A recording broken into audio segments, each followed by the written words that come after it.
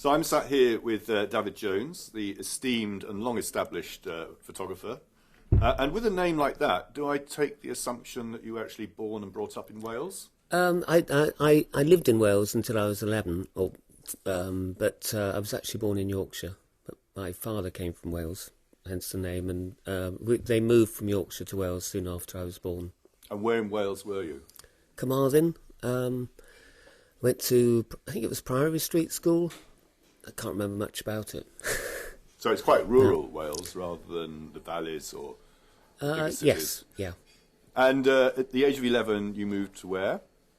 We moved to Oxford, where I went to school, and I went to school till I left school at 16 and did a variety of jobs. Had quite a lot of experience. I learned a lot about Oxford, the town. I worked for a while as a window cleaner, cleaning the windows of one of the colleges. And I worked in the steel works and the Bodleian Library. I worked underground at the Bodleian, which I loved. A lot of very eccentric people working there. And I did a foundation course at Oxford Polytechnic when I was 18. And is that where you discovered photography? Well, we had a teacher who, funny enough, I can't remember his name because it was only a 3-day course, but he was later discovered he was the father of Yasmin Le Bon. But he was a photography teacher who was quite inspiring, and he gave us Rolleiflexes. I think we were split up into a team. We'd share a camera. I think he said we could go out and he suggested we take pictures at an exposure of 2 seconds at f11 on FP4. It was middle of winter, which we did, and we got these quite interesting pictures. And I remember not wanting to leave the darkroom, and he let us stay through the lunch break. Normally they'd close. As a foundation course, it was run by a teacher called Len McComb, who was quite strict about teaching skills of drawing and observation. And I think that was a very good training for taking pictures, actually. Just, it was a very old school Camberwell style of teaching. When we had to choose where to go, I had an open mind about what I did, but I was worried about getting a job. And I thought maybe I could do graphics or photography. He insisted I do fine art, and said just know that you've got to do fine art. You can't do anything else. And I went along with this, followed his advice. I sort of remembered it. But when he said fine art, we were talking about drawing and painting rather than photography. Yeah, well, fine art courses then they were quite free. You could do what you liked. I mean, people were doing video and photography. He said you can do photography on a fine art course, which was true. So, and anyway, I ended up, because I got turned down by the first 2 colleges I applied for, ended up at Winchester School of Art, where we were left to our own devices for 3 years, really. And just coming back to these Oxford pictures, the ones taken with 2 seconds must have been quite blurry then. I mean, they were taken during daylight, even though it was winter. Yeah, well, it was raining. We went outside, and they were quite interesting. There was sort of, I remember there was a picture with car headlights that illuminated someone, and you could see images. They weren't completely blurred. That's quite radical for someone to be teaching photography in this style. Yeah, it was. And he, in the space of 3 days, he taught how to develop a film. He gave us ideas about taking pictures. He was suggesting long exposures. I remember we did some pictures with sparklers. I think one of us, we photographed each other with sparklers behind on a long exposure. We must have used a tripod for that. And I liked the twin lens reflex. And immediately afterwards, I bought a Lubital 2, which is this wonderful twin lens plastic camera that cost about £5 at the time. And you could get remarkably good pictures with it. I mean, you're known as someone who photographs people in different social situations. When did the interest in actually photographing people start to brew up? When I was at art school doing fine art, I started to photograph quirky events in Hampshire. There were lots of summer fetes, and we used to walk past the school every day. Also there was a house where the judges stayed, and there'd always be quite grand car parked outside in the mornings, police escort sometimes. And so I started photographing scenes that I saw in Winchester. No one really discussed. I mean, I just took the pictures, but I was also painting and doing collages. And it was only in my final year I took a picture on an art school trip in a gallery in Florence of some museum attendants looking at the painting that I started. Well, the picture, I was very happy with the picture. I thought the picture worked in its own right, rather not just as kind of source material for paintings. And, actually, I'm just looking back, though, while I was at Winchester, I still used to come back to Oxford, because that was where my family home was. Also, there was a place, Parson's Pleasure, which I'd gone past on a punt, and I did attempt to photograph it from the other side of the river. You know, it's a nude, mainly men, I think they were all men, bathing place, and that I wanted to, because the way that it was their body language and the way they stood. I took some pictures of that. I was chased away by a naked man, but I took some pictures of that, which I used in a collage. They're probably the first sort of, they're not exactly paparazzi, but they were taken without permission. But they were the first pictures that I did like that. And thus started a whole career, really, of your fascination with the rich and wealthy and what they get up to. Yeah, I suppose so, yeah.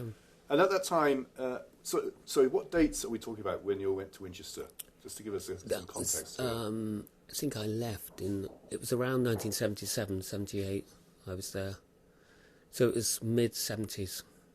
And when you were at Winchester, did you see the photographs of other photographers and get excited by seeing that? Tony Ray Jones, there was a book in the library. There were very few books. I persuaded the library to order Interview magazine from New York, which I used to like looking. I used to like the portrait photography in there.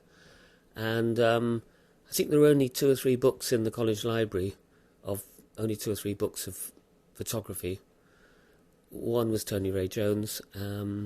I hadn't seen much else, but I was also influenced by magazine pictures. I like Don McCullen's pictures of the tramps in the East End.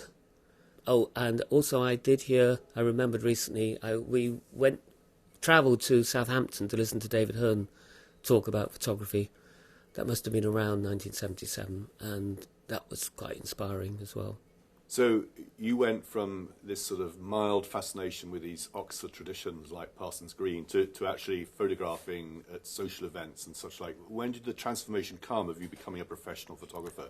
I was applying to colleges to do a photography course. I didn't get in anywhere, and I decided I wanted to try and be a photographer. I applied for jobs and wasn't getting in. I was looking in the British Journal of Photography, and this little ad for photographers at Butlins holiday camp appeared, and I got a sort of slightly military-looking small letter arrived back asking me to report in Minehead, certain date, April the 2nd or something.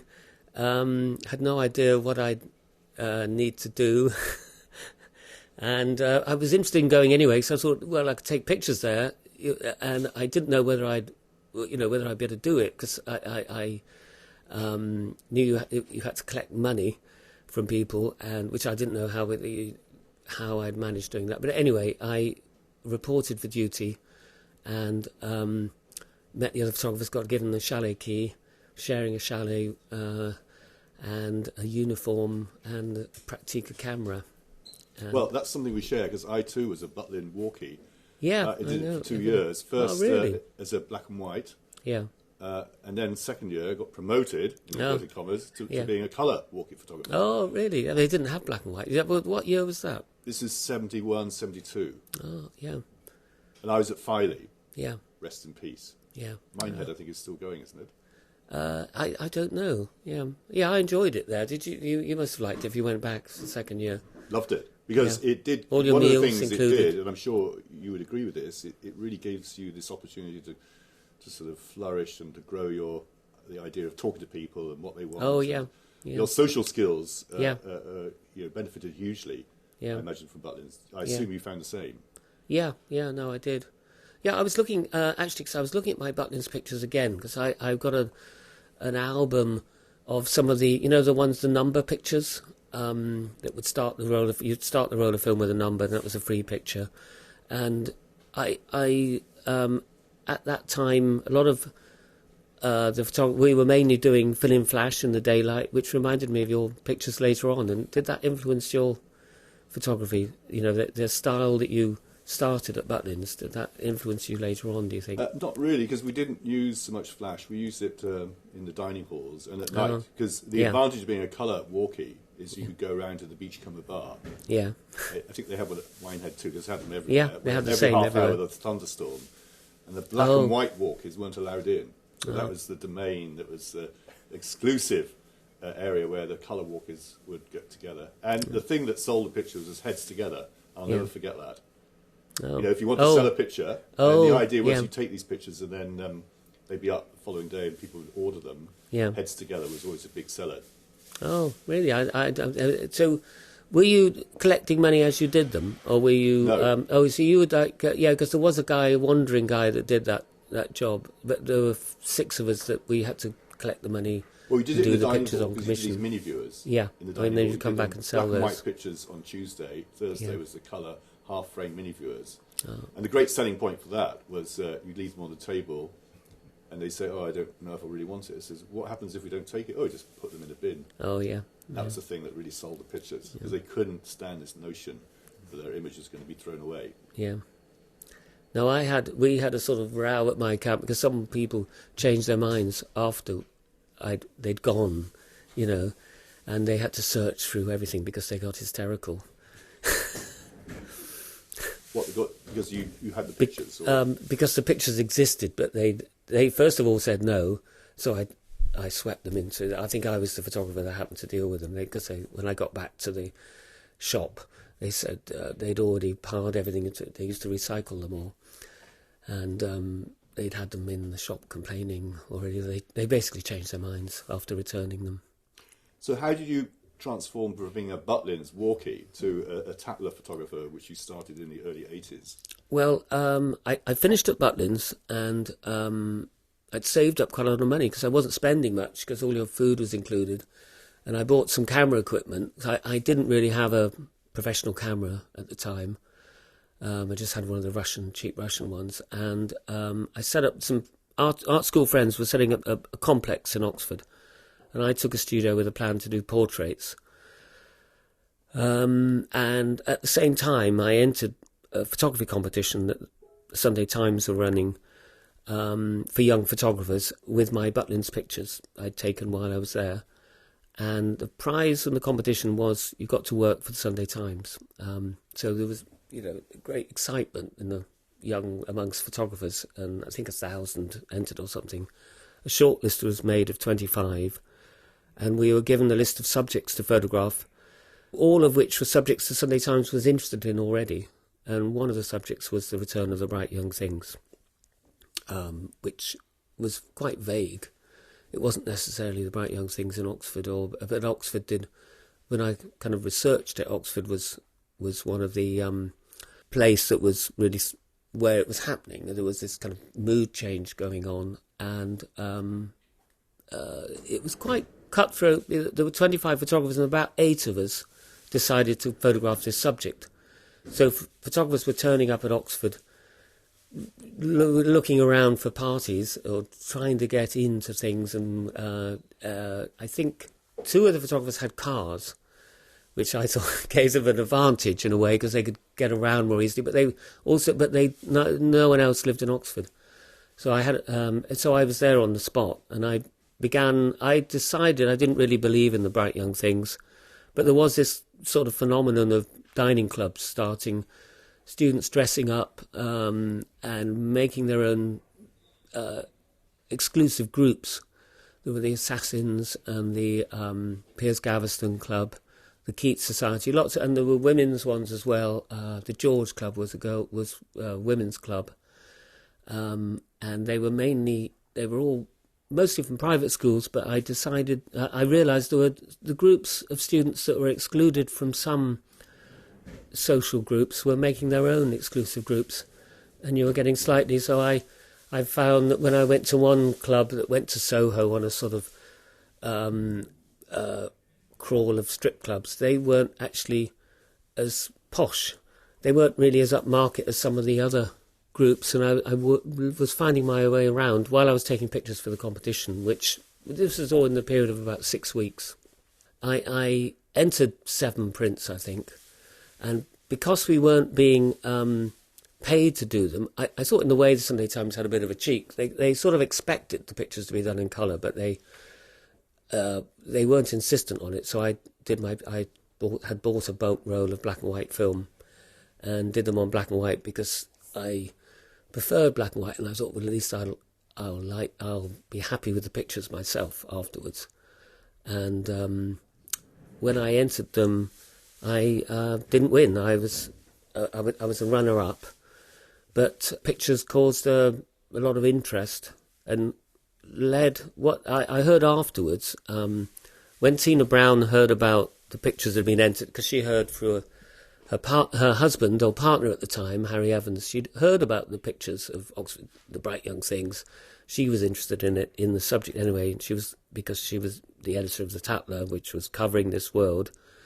She, when she called up the Sunday Times to find the name of the photographer that had won, picture editor there was James Danziger, who's now has a photography gallery, big dealer in New York. But at the time, he was a young 24-year-old picture editor or something, maybe 24, maybe a bit older. He said, well, actually, the guy you want to see is the runner-up. And so he put a good word in for me, and she called me and gave me some freelance jobs. And that's what led gradually. I mean, the magazine needed a photographer. They were looking for someone, and they were already paying freelancers and weren't very happy with the results. And each time it was a different photographer, or they'd sometimes if the photographer got something good, they'd immediately go out and sell it to the Daily Mirror or something. And so she wanted someone she could trust, but she had a very low budget. So she, I think she paid me something like £500 a month, which was a retainer. Yeah, as a retainer. Which this was in 1981, which included everything, included expenses.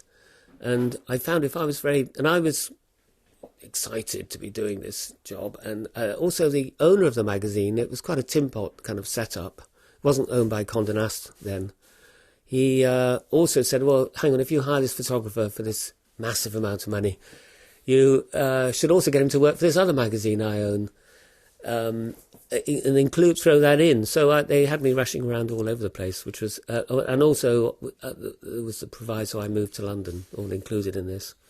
After a while, I realised that actually I was spending more than, I mean, even though I was printing my own pictures, the cost of film and travelling around, I was practically losing money.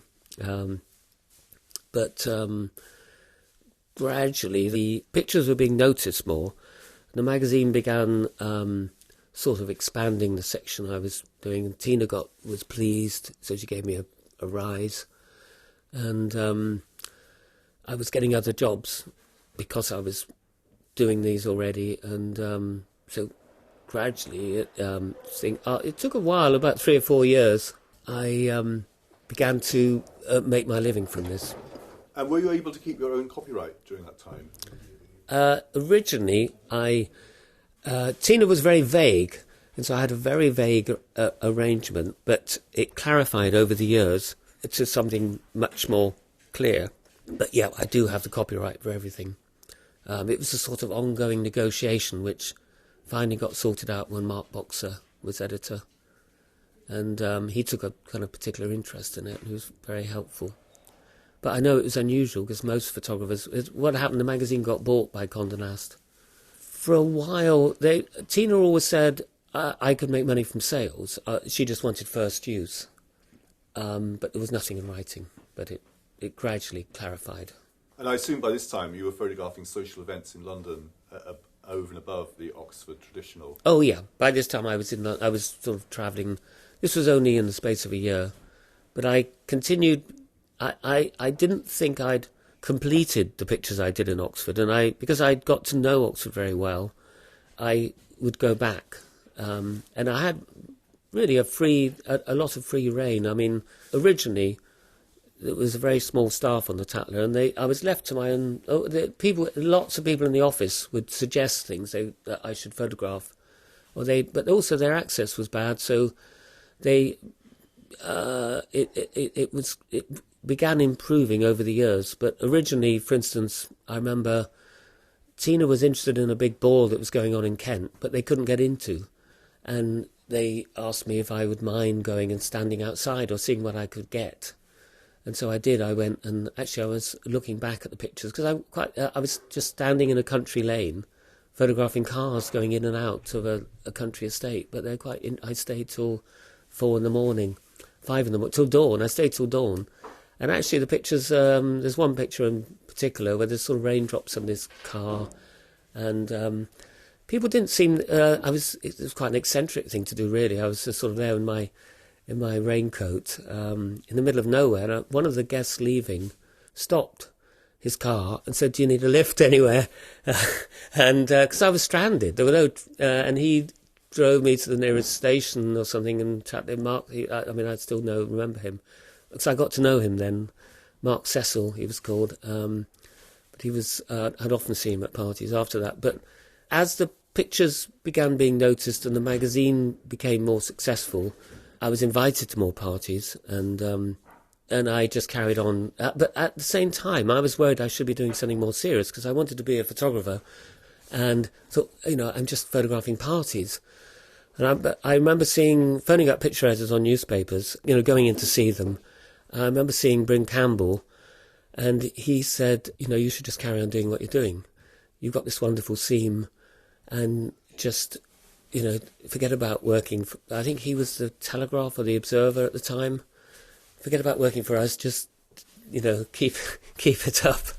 And so that encouraged me as well. I mean, I was slightly discouraged because I wanted to work for a kind of proper... Because at the time, the Tatler was a very tin pot publication, really. But it was a nice little niche with no one else really trying to do what I was doing.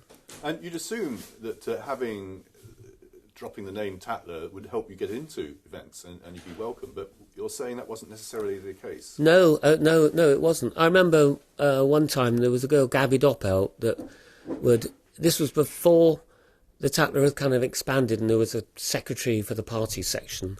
She was the editor's secretary, and I remember she wrote, they knew about 7 big balls going on one weekend in the summer, and they wrote to all 7 these letters asking permission to photograph their parties, and one replied, say yes, out of 7. And so that was the one I went to. And that was the case all the way through, actually, in Oxford. Just going back to when I was doing the Sunday Times pictures, there were quite a lot of clubs that, a lot of people that said no. There was places like the Gridiron Club. Did you come across that when you were in? Well, there was a private members club for students in Oxford called the Grid, and they'd have lunch there, and it was a sort of Bertie Wooster sort of place. And I was amazed. I'd lived in Oxford, and been to school there. There was this place existed in the middle of town, and I went there and met these 2 guys who I was told were the ones to speak to, sitting on leather chairs, and they were very polite, but said they'd rather not be photographed or rather not have any pictures of the club. And then I tracked down the Bullingdon Club. I heard about the Bullingdon Club, and I think Philip Astor was kind of running things at the club then. I went to see him. He had rooms in Christchurch, very grand rooms, and went to see him, and it was the same guy that had been at the Gridiron Club. So same answer again. So actually there was a whole section maybe of things in Oxford I didn't photograph. Because you surprised me in the sense that, having recently photographed myself at Oxford and getting permission was very, very difficult. Yeah. I always assumed 20, 30 years ago it was much easier, but you're saying that's not necessarily the case. No, it was difficult. It was difficult then, yeah. And because I'd lived in Oxford and I admired the architecture, and I'd sort of been in and out of the colleges. I'd had friends at some of the universities, and I'd shared houses with students, shared flats, and I used to clean a student house, actually, while I was taking the pictures. Used to clean the kitchen. So I sort of knew a lot of people at university, and I felt a sort of... Oh, and the other thing is during a period of sort of semi-employment in Oxford, I'd contributed to Charwell, the student newspaper, and ISIS, although I wasn't a student at the university. So I sort of knew my way around, and so I used to go in and out of I felt I almost not had a right, but I felt I used to confidently walk around everywhere and post messages. So something like the burning boat, I think I heard that was going on the first time I photographed it. I heard it was going on and just went there and walked into the college and they were setting fire to a boat, you know. Then when I photographed it in 1984, a few years later, I went back and I knew it would be happening because it happened every year at the end of 8th week. But I knew it would be difficult. There was no point asking permission. And I just sort of went into Oriel College about an hour before they'd be finishing the dinner. And just kind of, I was hanging around, just walked through the doors before they closed. They closed the doors to the college. I remember the funny thing is, I started chatting to someone and he was another photographer who'd done the same thing, American photographer, working for the National Geographic. So that was how I did. But then when I photographed the burning boat in Cambridge, I got permission. I mean, it varied each time, some of the colleges, but sometimes I wouldn't ask in case the answer was no. And in the case of the Bunningdon Club, I worked out, because they didn't want to be photographed, but they would go to other social events wearing their distinctive coats. And so if I ever saw them, I'd photograph them, and then I discovered there was a point-to-point they normally went to after their breakfast. That happened every year. So there were these ways of photographing parts of Oxford that if you knew where to go, you could... and then some people I got to know gradually, like the Dangerous Sports Club, I think originally didn't want to be photographed and then began inviting me to things. Now, at the same time, in the 80s, there was this parallel world going on of sort of art photography, documentary photography, the photographic galleries that got established. Did you think about trying to get exhibitions or work into these places and to meet the people that ran these establishments? Yeah, I did show. I used to. I showed my work to Sue Davis, the Photographers Gallery. I didn't get much response at the time, and at the end of the 80s, I thought I had a set of pictures that was ready to be shown. I showed it to the Bradford as well, but I didn't get anywhere. But by the time I moved to New York, I got an exhibition very quickly in New York of some of the Oxford pictures, actually, some of the English ones, mixed up with ones taken taken in America. So my first show was in New York. And do you think this rejection by the British establishment, photography establishment, was because they would see you as a sort of commercial, social pages photographer? I think that was partly it. Yeah. Funny enough, that happened. One time I was off in an exhibition that was withdrawn when they realised who I was. You know, that I was a jobbing photographer that they knew anyway. You know, but yes, I think there was also when people saw the pictures, there were two reactions. One was, why aren't the pictures being more critical? And the other one was, I can't stand these people. I can't even bear to look at them. You know, and I had. Chris Beatles, is it Chris Beatles? He reacted quite badly when he saw them. He just said they're very good photographs, but I hate them, you know. That's from that background, probably. Yeah, probably, yeah. So, interestingly, you moved to America, I believe, in the late 80s. Yeah. And you were working then for Vanity Fair. Yeah. Were you headhunted by them? Not exactly. Well, Tina Brown, who'd been editing the Tatler, moved to New York, and what happened was, she had a frustrating period where she wanted some of my pictures for a story in America that she was running about England, and my editor in England, Mark Boxer, wouldn't let her have them, and I went along. I agreed with his decision, and at the time, this was about 1987. She said, "Well, you know," she sort of offered me a job, which I didn't accept. I was happy in England. But then Mark Boxer sadly died, very tragically, and the magazine I got a feeling that they started talking about running pictures of people smiling. Or, you know, basically they wanted pictures all the time of parties of people smiling, and I was getting these warning signals, and I went back to America and saw Tina again, and she first of all had me over for a month taking pictures, which I enjoyed a lot because they put me in a hotel, and it was a new world to photograph. Was it very different photographing the States to the UK? Yes, the people were older on the whole, and there were lots of photographers, and the magazine expected more pictures. One of the things that was happening was that I'd go to a party and there'd be photographers photographing madly, really just snap, snap, snap, snap, snap, like this. And I just discovered that they were doing this to save on dupes. They were taking colour transparencies, and rather than getting the dupes made afterwards, they were just snapping crazily. And actually, I do remember being sort of told off. Why didn't I take more pictures? It was sort of kind of American work ethic. They were giving me far too many things to go to, 5 parties or something in an evening. And you're spending all your time getting from one to the other. Also, expected. Yeah, I remember actually being shown contact sheets by another photographer, and he seemed to have snapped someone to death. Really, there were like 3 rolls of film of the same person. But I mean, on the whole, that was a rare thing. But there was this sort of American work ethic at the magazine. But the parties themselves were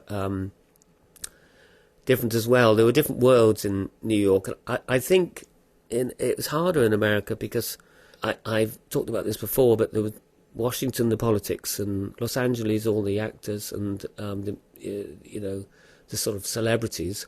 And then New York had the ladies who lunch, social X-rays, and also then the downtown scene, like hardcore bohemians, which the magazine didn't want at the time, which I think was a mistake. I should have been photographing. I mean, in a way, looking back, I was photographing the wrong things, because and then the other thing, they put far more resources into it, not necessarily with more success. I had an editor who went with me to parties and would point people out, and he felt it was his job to basically stand by my side, which I found very irritating, and had long discussions about this, trying to shake him off, but he was very nice, introducing me, telling me, explaining things, and introducing me to lots of people, and a world I didn't know much about, but I'd have preferred to being left to my own devices.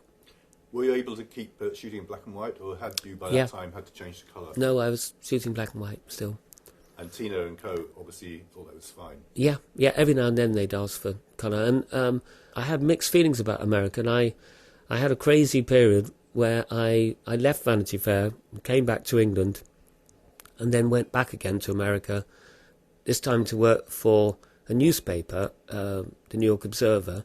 And it was, again, I'd had this worry, where I'd never felt entirely, I mean, obviously it can be quite bad for you just going to parties all the time.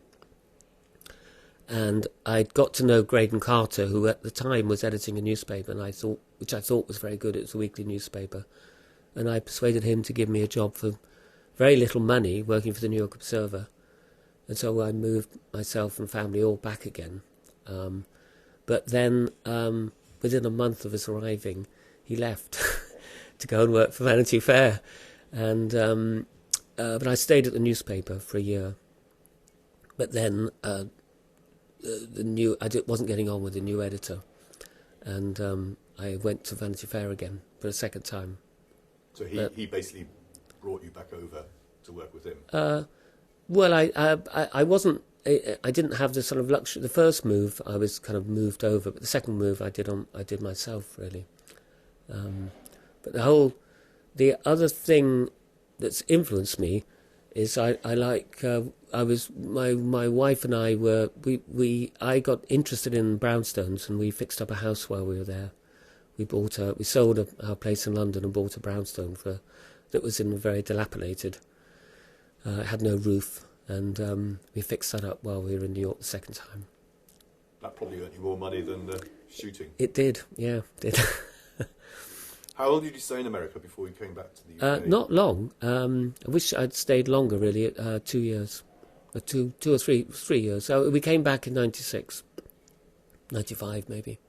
And when you came back, were you then just freelancing, or did you have a particular association with magazines or a retainer? I was freelancing, and it was a bit like the move there, where everything goes. I mean, when I went to America the second time, the news, Greg and Carter, the editor I wanted to work for, left the newspaper soon after. When we decided to come back, our children were at a sort of critical age, around the age of 11 and 9, and I came back on a sort of a looking around for a work trip before we actually moved back, and the Telegraph offered me a job, a weekly column, and so then we gave up the school places, but then the Telegraph changed their mind. But we'd already decided to move back to England by that point, so then we carried on and moved back anyway. So I had no job, but then I got a mixture of different freelance things. And by this time, had you started a licensing business yourself, where you would literally sell the pictures to different editors? Because your accumulated archive must have been pretty good in terms of having many famous people included. Yes, I'd been doing that sort of carefully. I'd been doing it from the mid-'80s, really. But it didn't really... it was a small part of what I was doing. It grew as everything became digitised. I was quite early on scanning pictures, and it was around that time, 96, when I bought a computer and a scanner, and originally I decided I wasn't going to have a darkroom. I would just do everything digitally. But I was taking film, but then scanning the pictures. Is that because the digital technology wasn't up to speed? They hadn't introduced at that time, the digital cameras weren't good enough. Yeah. Yeah. And in the late 90s, you started using the panorama. So what initiated that move? It was experimenting with the computer, really, and I was trying out different softwares. I'd been introduced to the software when I was in New York, and I'd been looking at it anyway, and I was just playing around with it. I was making QuickTime movies, and I showed some of them to Grant Scott, who at the time was the art director on the Tatler, and he said, "Can't you print these out flat?" And so I did.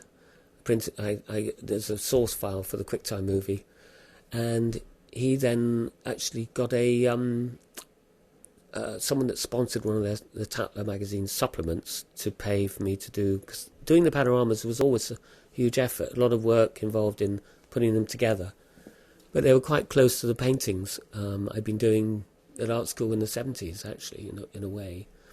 Anyway, so I did a series of panoramas of the social season for the supplement that was part of the Tatler. And that was the beginning, really. And then when I started showing them to people, I got more people interested. The ES magazine in London began. First of all, I showed them to the art director there, and she commissioned me to do a restaurant every week. But rather than doing an empty, I would go into the restaurant at the busiest time of the week and quickly do a panorama. They were all overlapping pictures that I stitched together. And then I realised that this was a way of photographing events that PRs were trying to control, because I was actually wanted to photograph the whole scene, the bodyguards and the PRs rustling around and all the branding on the walls, and the general melee at controlled media events. I realised it was a way of photographing them where you could get an interesting picture. And so then I thought, oh God, why did I leave America? I should be back there. I showed them to Tina again, who was setting up Talk Magazine, and she gave me a contract to do panoramas for Talk Magazine, which lasted 2 years. But the panoramas were... I'd never thought she ran enough of them, really. ES Magazine, I got quite excited. At the height of ES Magazine running the restaurant panoramas, they ran one over 3 pages, which I was just very excited about. A picture that you could keep turning the page in the same picture. And then I was showing them to other magazines, can't you do this? Can't you run a picture over 3 pages, They started running them smaller, and around the same time I persuaded the Telegraph. I had a fantastic run of panoramas for the Telegraph, doing one every week for 4 or 5 years, and I didn't dare have a week off in case they started putting something else in, So moving forward now and thinking about the last, say, 10, 15 years when the magazine market has really gone into decline, how have you been able to survive that sort of massive transformation in the photography business?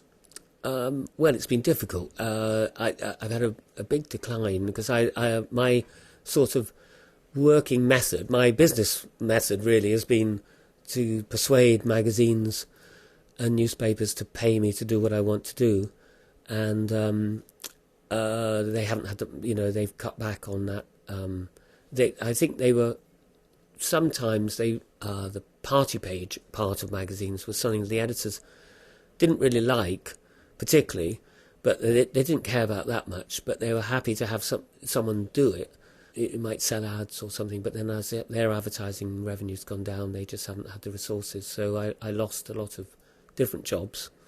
And then and magazines have got more cautious, so they haven't wanted to run pictures that they've gone for the cheapest agency pictures on the whole. Although I still every now and then have had a sort of scoop, which has kept me going for a while. But no, over the last few years I've started. So I had more time. I had a magazine that folded at short notice that I was working for, and that was when I began going back and looking at my old pictures again and re-editing them and printing out. I printed a box of prints, my first box, which you have already, Exhibition in a Box, where I was looking back over the early part of my career, just printing up partly for fun, just for the pleasure of printing the pictures, but also because I wanted to sort of somehow guide people that looked at my work into different edits of my pictures.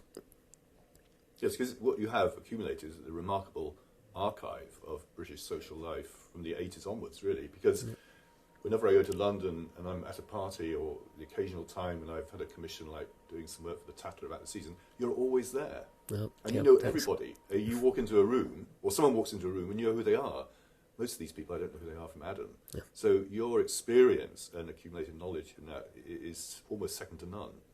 Oh, thanks. And when I see you at these places, I assume, are you just going because you want to go, because you've got the connections, and you may or may not get a picture? You're not accepting or going because you've been commissioned. You're just going because that urge for you to still go to yet another party is still there. I don't go to, I'm not sort of profligate in what I go to.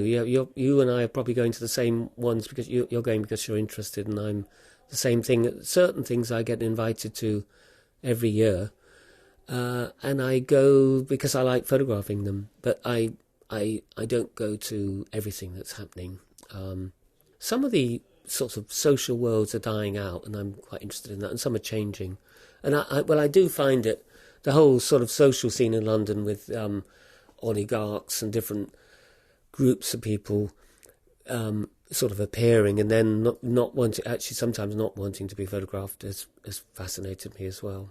And I mean, the art world, I was very excited about the art world because I was interested in the art for quite a long time, and then I always thought if it was a really good exhibition, usually the party is good as well. And if I like the exhibition, I like to photograph the party too. And with the introduction of the smartphone, has that sort of changed the way you photograph these events? First off, people using the smartphone, of course. Yeah. And secondly, because everyone's taking pictures left, right and centre, what sort of effect has that had on your career? I suppose it's changed the kind of everyday working social photographers. It's affected them badly, probably, because they're no longer needed. So you don't get those sort of, probably, I think most social photographers are getting less work.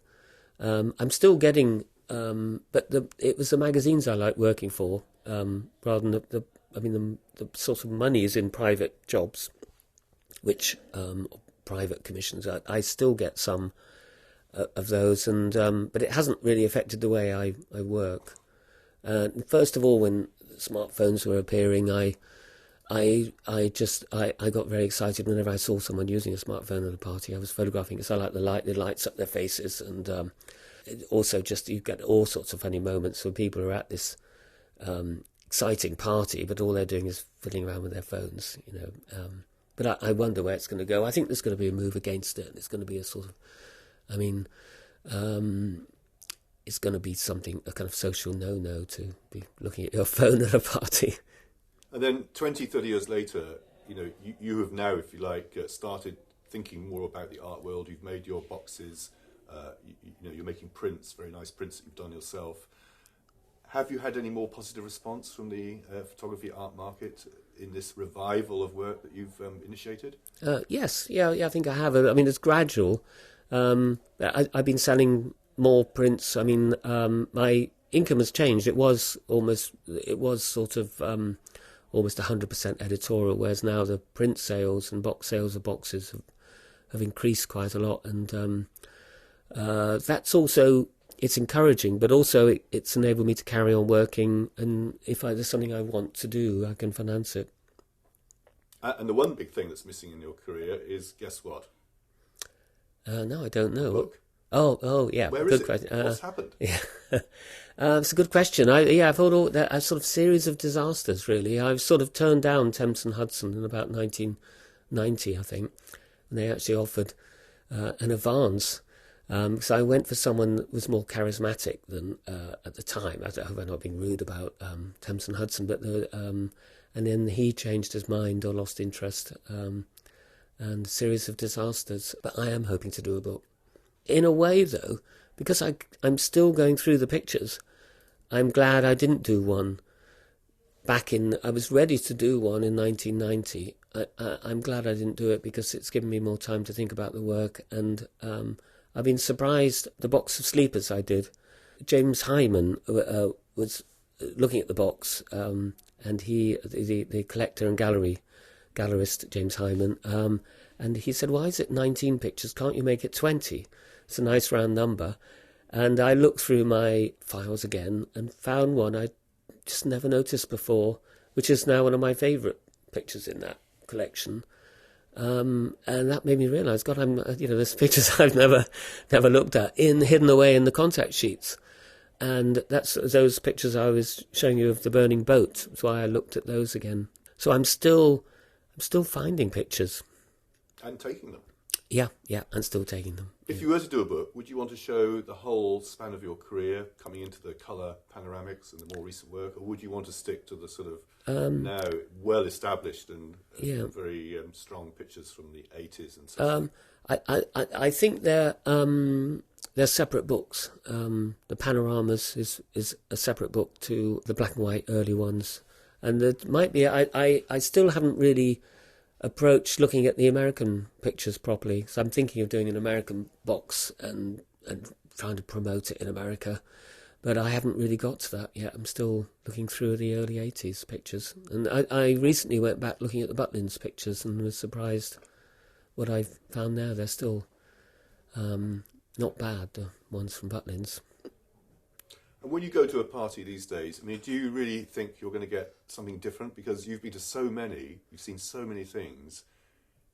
In one sense, you might say, well, you've exhausted that subject. There's nothing more to do. I've wondered about that, and it's one reason, actually, why I wasn't... I didn't really want to leave London, but one reason why I moved was I thought, well, it'll make me do something else, just photographs, So I won't just, because when I was in London all the time, I would just, if I was invited to a party, I'd go to it.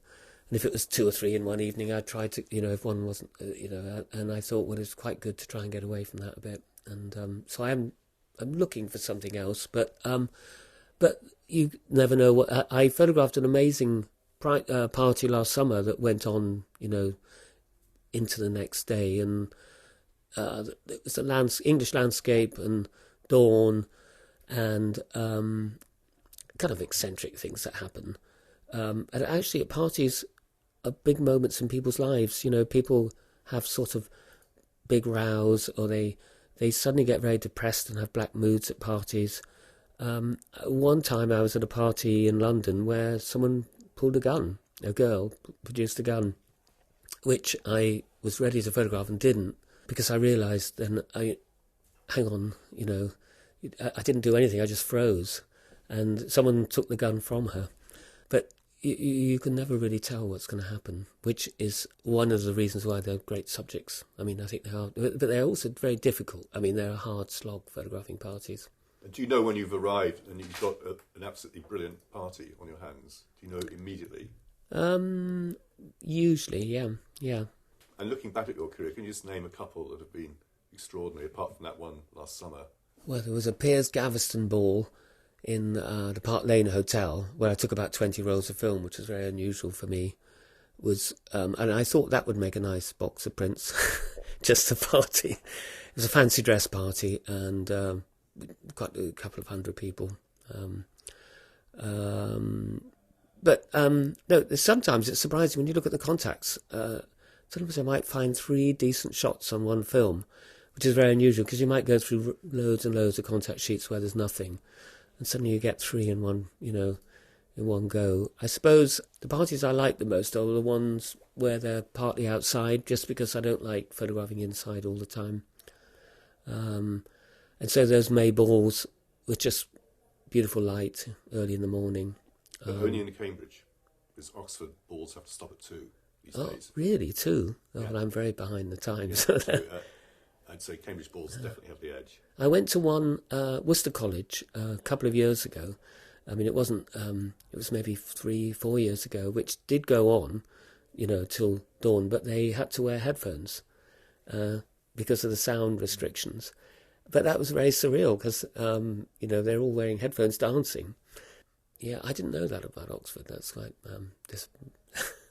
Perhaps they can get away with it if there's no sound. Yeah, So that's no Oxford sound is Bible. away. Oh. Anyway, Dafydd, it's been great to talk to you, and I'm sure the next party I go to, I'll I'll say probably- hello and see yeah. how you're getting on. Okay, Thanks very much. thanks. Yeah, good to speak to you too. Thanks.